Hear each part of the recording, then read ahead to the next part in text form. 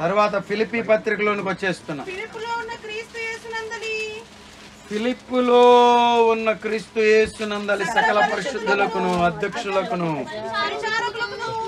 పరిచారకులకును క్రీస్తు యేసు దాసులైన పౌలును తిమోతియును శుభమని చెప్పి, ఇక్కడ కూడా తనను తాను ఎలా చేస్తున్నాడు? నేను క్రీస్తు యేసునకు దాసుడు అని అంటున్నాడు. ఆమె మీకేమైనా ఒక ఐడెంటిటీ ఉందా లేదా అనేది ప్రశ్న. Who are you? మీరెవరు చెప్పండి. కొంతమంది ఐడెంటిటీని ఏంటో నేను చెప్పనా? క్రైస్తవ సంఘంలో ఫలానా ఆయన మరి మిగిలిన భయంకరం అది. స్తోత్రం. క్రైస్తవ్యంలో మన ఐడెంటిటీ ఏదైనా ఉంది అంటే అది పెడితే రాదు. దేనికి పెట్టారు? మన ఐడెంటిటీ దేవుని యొక్క పిలుపే. నేను దేవునికి దాసుడని అంటున్నాడు. ఎవరు చెప్పండి? నేను దేవునికి దాసుడని అంటున్నాడు. దేవుడే నన్ను పిలిచాడు అంటున్నాడు. దేవునికి స్తోత్రం. హల్లెలూయా. కొలస్సీ పత్రికలకు వచ్చేవరకు అంటాడు,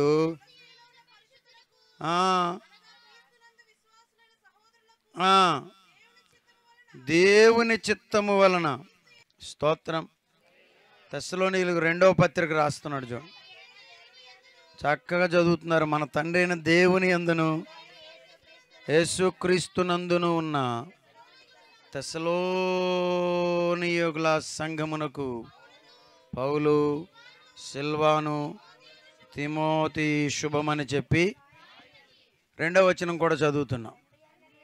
తండ్రి అయిన దేవుని నుండి ప్రభు అయిన యేసుక్రీస్తు నుండి కృపయు సమాధానమును మీకు చక్కగా తీర్చి కృప మీకు కలుగునుగాక. సమాధానము. నేను వచ్చే వరకు ఎవరైనా తన్నుకుంటూ ఉంటే నన్ను చూచి తన్నులాట ఆపివేదురుగాక అని అర్థం. స్తోత్రం. సంఘంలో గొడవలు ఉండవా? అందుకే మనం ఏం కోరుకోవాలి? కృపయు సమాధానమును. అలా రాస్తున్నాడు. ఆమేన్.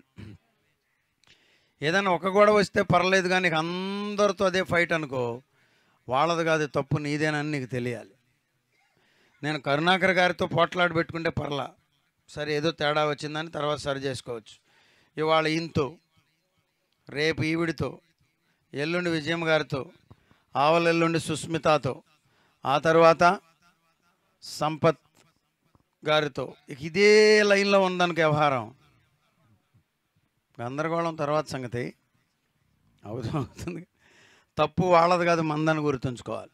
మీ ఇంటి పక్క ఆవిడ ఒక ఆవిడ మాట్లాడలేదనుకో సర్దుకోవచ్చు. 4 ఏపలా మాట్లాడలేదనుకో చెప్పండి, సంథింగ్ ఏదో రాంగ్ అని మనం గుర్తుంచుకోవాలి.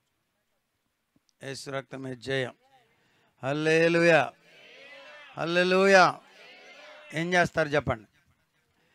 అందుకే దైవజనులు ఏమి, సంఘమేమి ఏం కోరుకోవాలి? కృపయు. ప్రభువా కొంచెం సమాధానం దయచేయను ఆయన తెస్సలోనిక సంఘానికి. ఇలా తనను తానేమో దైవ చిత్తానుసారంలో ఉన్నాడని గ్రహిస్తూనే వారిలో ఏం కోరుకుంటున్నాడు? హల్లెలూయా. దేవుడు మిమ్ములను కృపతో నింపునుగాక. హల్లెలూయా. సమాధానముతో నింపునుగాక. మీలో ఎంతమంది అందరితో సమాధానంగా ఉన్నారు? చేతులు చూపించక్కర్లేదు, ఉంటే మంచిది. ఆమేన్. విరోధులు మనకు లేకుండా ఉంటే, ఒకవేళ ఉన్నా ఏదన్నా చిన్న చితక తేడాలు వచ్చినా ఏయ్యా అంటే పోయే. స్తోత్రం. ఆమేన్. ప్రాణం పోయినా కానీ మాట్లాడినా అన్నారా? ఏమొస్తుంది నీకు? వాళ్ళకేమో నష్టమా? చాలామంది వాళ్ళ జైల్లో ఎందుకున్నారో తెలుసా? చిన్న మాట కోసం. చిన్న మాట కోసం తేడా వచ్చి ఏం చేస్తున్నారు? నువ్వు నీ మనసు ఏంటి అక్కడ?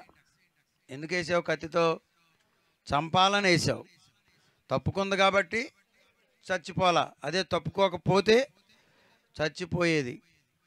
కాబట్టి ఇది నిశ్చయంగా హత్యే. కాబట్టి హత్య చేస్తేనే 7 కాదు, చెయ్యాలనే మనసు ఉన్నది కాబట్టి 7 వేసేస్తాడు. 7 ఏళ్ళు లోపల ఉంటామంటే ఏముంది బ్రదర్, 7 రోజుల్లో గడిపేస్తాను అన్నట్టు ఉంటుందా? చెప్పండి.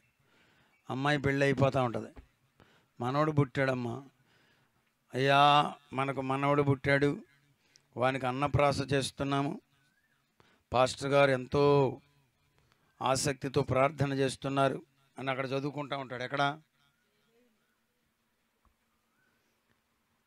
ఎంతసేపు?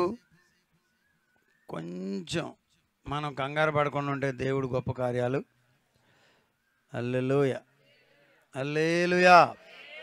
కృపయు సమాధానమును మీకు కలుగును.